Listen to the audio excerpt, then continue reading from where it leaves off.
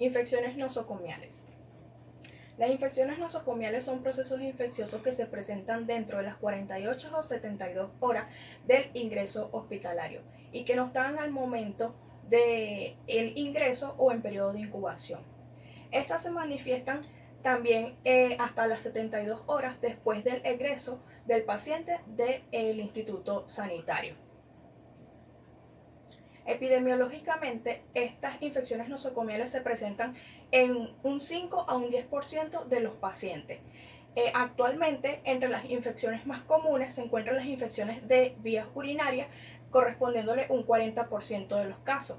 Las heridas quirúrgicas, un 25%, y en las infecciones respiratorias, un 15 a un 20%, y en las infecciones relacionadas con cateterismo, un 10%. Otras infecciones como las de piel y las gastrointestinales corresponden también a un 10%. Etiológicamente, estas infecciones vienen ligadas por fuentes endógenas y fuentes exógenas. Las asociadas a las fuentes endógenas son aquellas que se presentan en la flora normal del paciente, como por ejemplo las del tracto gastrointestinal. Las contaminadas o contaminaciones exógenas son aquellas que se encuentran en constante movimiento, como en las manos y en la piel del personal sanitario, en los instrumentos biomédicos contaminados y en el área sanitaria. Los principales agentes causantes de estas infecciones son los virus, las bacterias, los hongos y los parásitos. En cuanto a las bacterias, estas se pueden clasificar, o las más comunes que causan estas infecciones son los bacilos gram negativos, los bacilos gram positivos y los cocos gram positivos. Entre los bacilos gram positivos, el agente o los agentes causales son la Pseudomonas aeruginosa, la Salmonella, la Shigella, la Klebsiella, los Enterobacter y la Escherichia coli. Estas pueden colonizar varios sitios del cuerpo y causar diferentes infecciones, desde las que se encuentran en las incisiones quirúrgicas, en el tracto respiratorio, hasta causar una bacteremia. En los bacilos gram positivos se encuentra el Clostridium, este puede causar gangrena. Y los cocos gram positivos se encuentran el Streptococcus beta hemolítico, el Streptococcus pneumoniae, el Staphylococcus aureus y los enterococos. Estos pueden causar también una gran variedad de infecciones pulmonares, cardíacas y sanguíneas. Hongos y parásitos. Entre ellos se encuentra la Candida albicans, algunas especies del Aspergillus, el Cryptosporidium y el Cryptococcus neoformans. Estos son microorganismos oportunistas que durante el tratamiento prolongado con antibióticos e inmunodeficiencia grave pueden causar una gran variedad de infecciones. Entre los virus se encuentra el virus de la hepatitis C, que puede ser transmitido por transfusiones sanguíneas, inyecciones y las endoscopias. También se encuentra el virus sincitial respiratorio, los enterovirus, que pueden ser transmitidos por contacto mano-boca y por la vía fecal oral. También se encuentran otros virus como el citomegalovirus, el VIH, el virus herpes zóster, la varicela zóster y el virus de la influenza. Los factores que condicionan un riesgo para la salud del paciente están clasificados en 3 categorías. La primera de ellas es la resistencia inherente del individuo a la infección. Esta está condicionada por la edad, el sexo, el estado nutricional y la gravedad de la infección subyacente o comorbilidad e integridad de los mecanismos de la respuesta de las defensas del paciente. El segundo de ellos es la modificación de la susceptibilidad intrínseca del paciente por las manipulaciones diagnósticas y terapéuticas. Estas están ligadas por los tratamientos prolongados que el paciente recibe, como por ejemplo la quimioterapia inhibe una gran cantidad de neutrófilos. Los regímenes de inmunosupresores en los pacientes trasplantados también disminuyen la respuesta inmunitaria normal, y el uso indiscriminado de antibiótico-terapia elevan o favorecen la formación de gérmenes más resistentes. El tercer factor sería la exposición del sujeto a un ambiente hospitalario. El que el paciente esté en un recinto hospitalario o que esté en contacto con otros pacientes o con el personal sanitario eleva un mayor riesgo de que éste pueda contraer una enfermedad nosocomial. Los tipos de infecciones nosocomiales más comunes son las siguientes. La primera de ellas es la infección del tracto urinario. La infección del tracto urinario nosocomial está relacionada con el uso de sondas vesical en el más del 80% de los casos. El resto corresponde a otras manipulaciones genitourinarias, como es el caso de cirugía urológica. La infección del tracto urinario con sonda vesical se presenta durante la permanencia de esta o hasta en las siguientes 72 horas después de su retirada. El término bacteriuria asociada al catéter urinario en este se presenta un recuento significativo de bacterias en ausencia de síntomas urinarios, lo que determina una bacteriuria asintomática. Las cifras límites o las cifras aceptadas para la bacteriuria respecto a la infección del tracto urinario asociada al catéter vesical pues es mayor a 1000 unidades formadoras de colonia sobre mililitro. Y las bacteriurias asintomáticas se encuentran o es aceptada mayor o igual a 100.000 unidades formadoras de colonia sobre mililitro.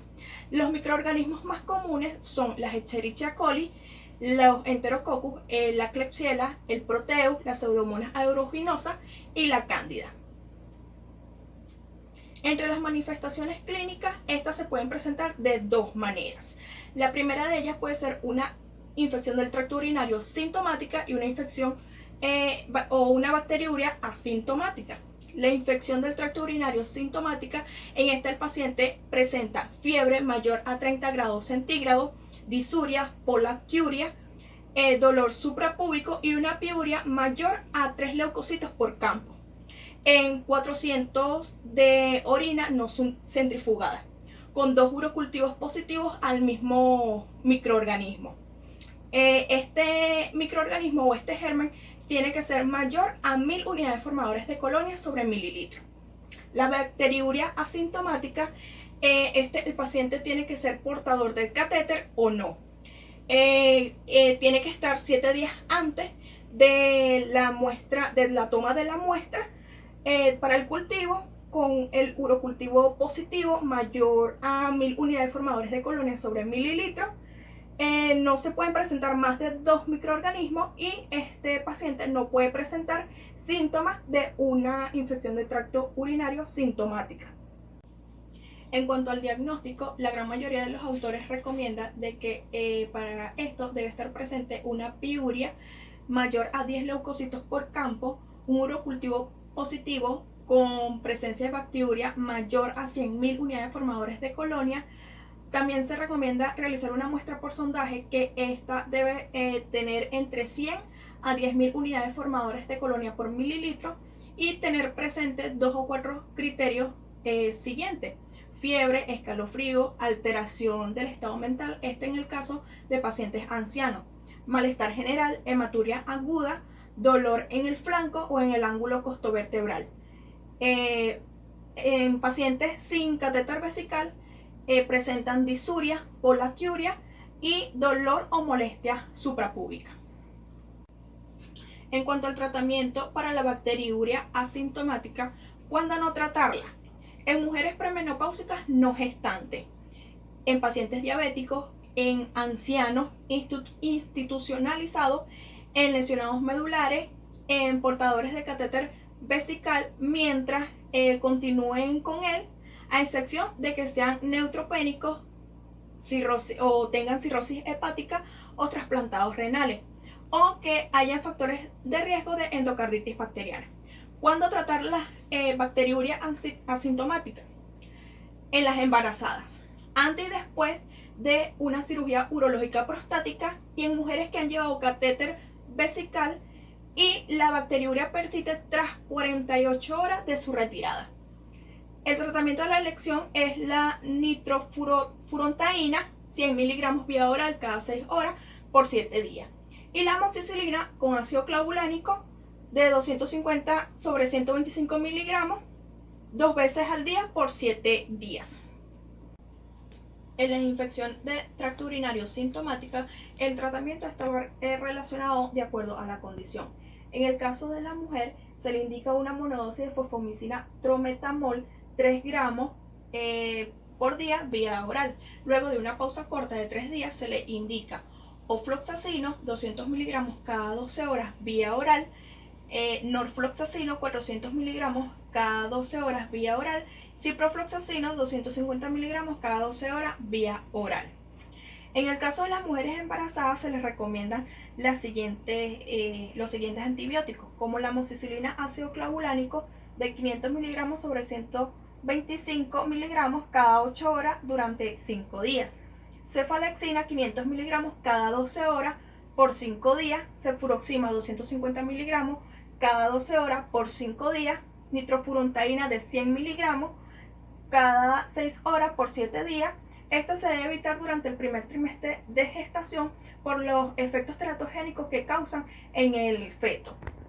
En el caso de los hombres, para la cistitis se les recomienda amoxicilina con ácido clavulánico 500 sobre 125 miligramos cada 8 horas de 7 a 14 días. La prostatitis aguda bacteriana se le indica ceftriaxona 1 gramo intramuscular cada 24 horas, más gentamicina de 240 miligramos intramuscular cada 24 horas por un día. Luego se recomienda pasar a ciprofloxacino de 500 miligramos cada 12 horas vía oral por 28 días. En el caso de la prostatitis crónica se recomienda ciprofloxacino 500 miligramos cada 12 horas por 28 días.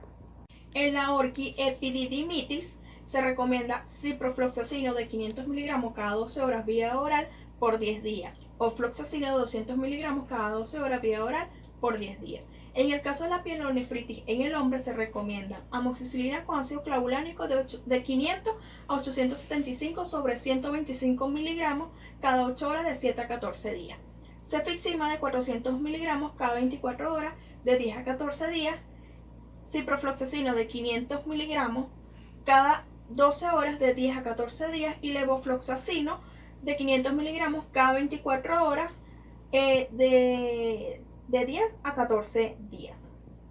Neumonía nosocomial. Esta es la infección que afecta directamente el parénquima pulmonar y se presenta entre las 48 a 72 horas del ingreso hospitalario y que no estaban presentes al momento de su ingreso o en periodo de incubación.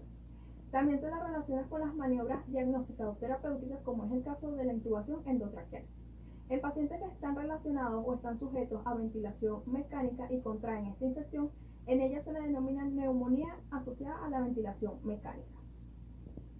Los microorganismos causantes de las neumonías pueden alcanzar las vías respiratorias inferiores por algunas de las siguientes vías: por inhalación a través de las vías respiratorias del tubo endotraqueal si el paciente se encuentra entubado, por aspiración de las secreciones colonizadas procedentes de la orofaringe, por vía hematógena a partir de las infecciones o de los focos infecciosos que están distantes al pulmón, y por contigüidad de las infecciones adyacentes a los pulmones.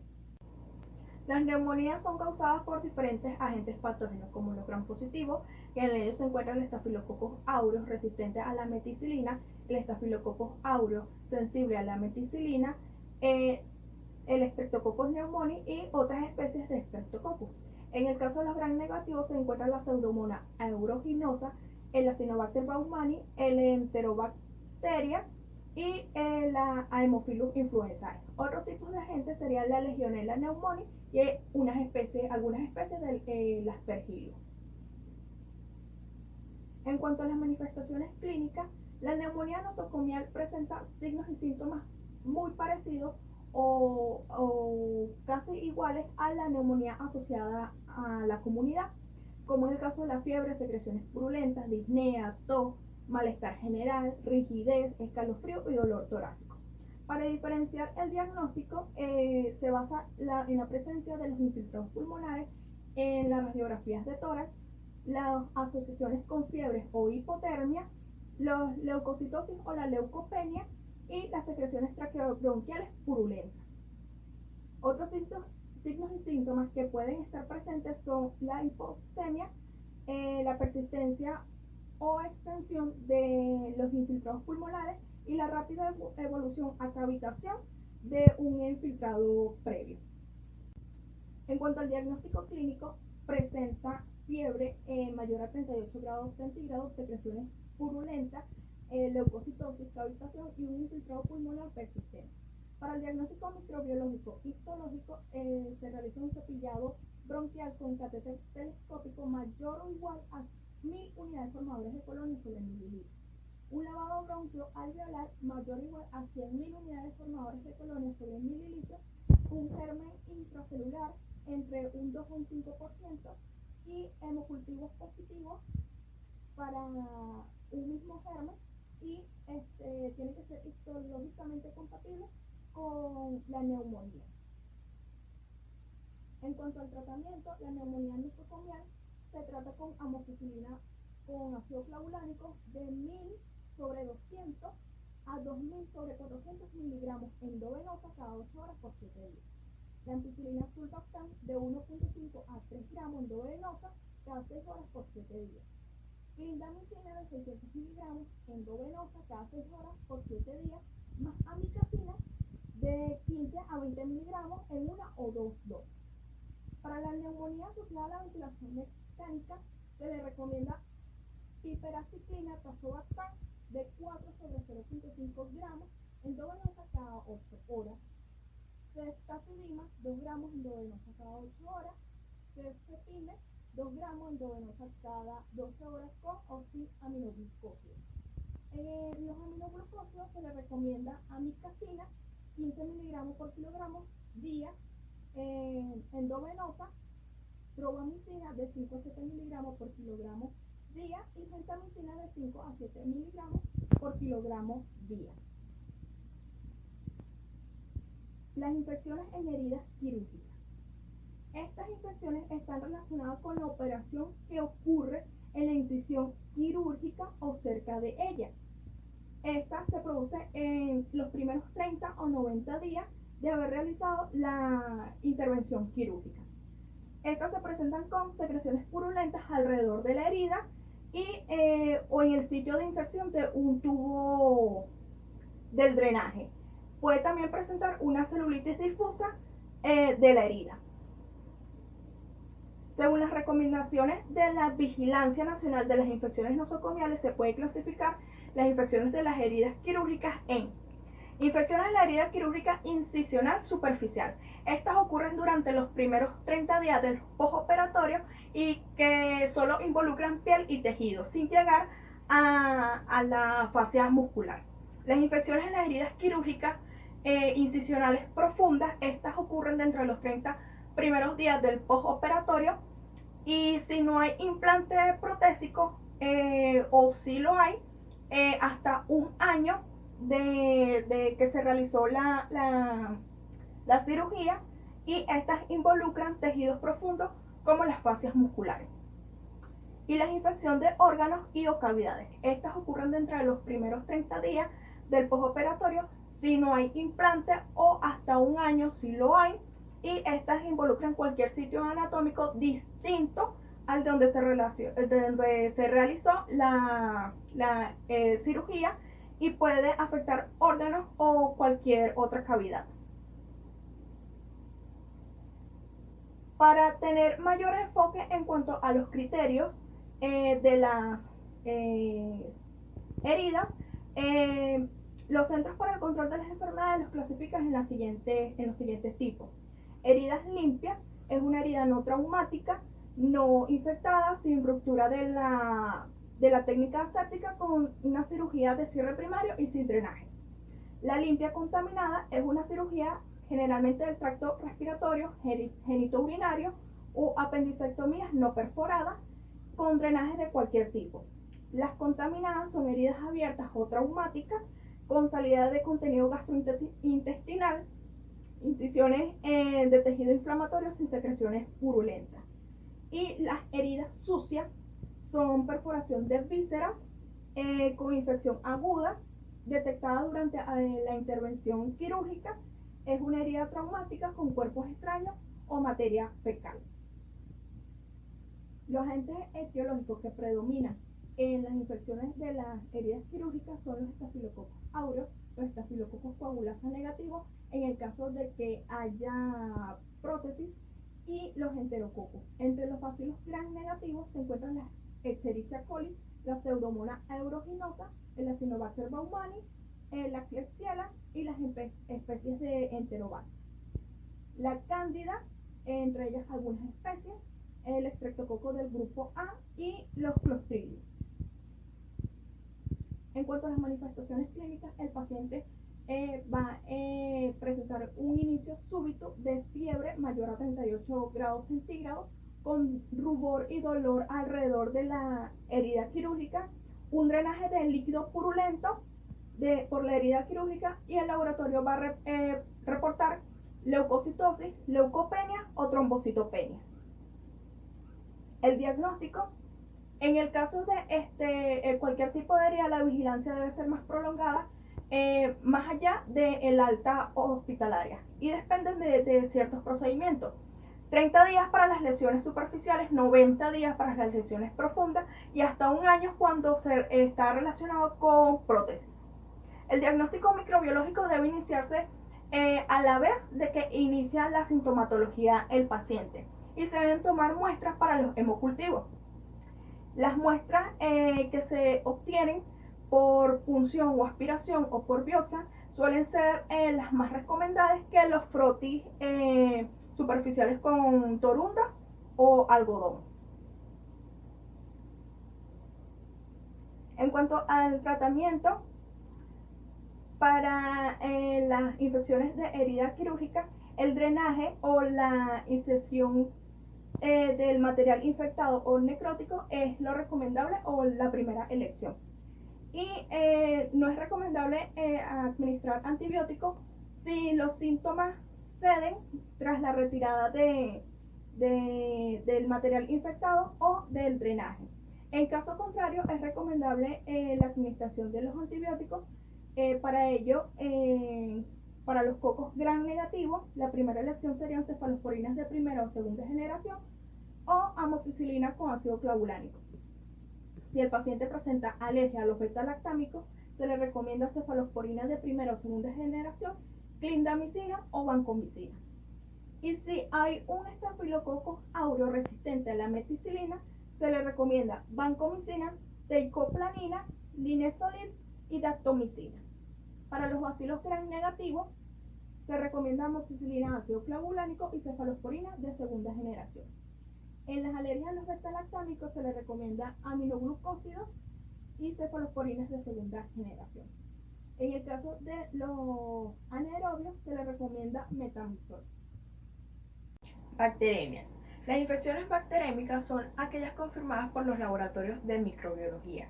Son aquellas que no están presentes al momento del ingreso ni en periodo de incubación. Estas también se pueden presentar tras 72 horas después del alta hospitalaria. Las bacteremias nosocomiales son la presencia de bacterias en la sangre y que son aisladas mediante cultivos. El término fungemia se refiere a la presencia de hongos en la sangre. Estos dos tipos de infecciones son altamente peligrosos, que pueden llegar a causar la muerte del paciente.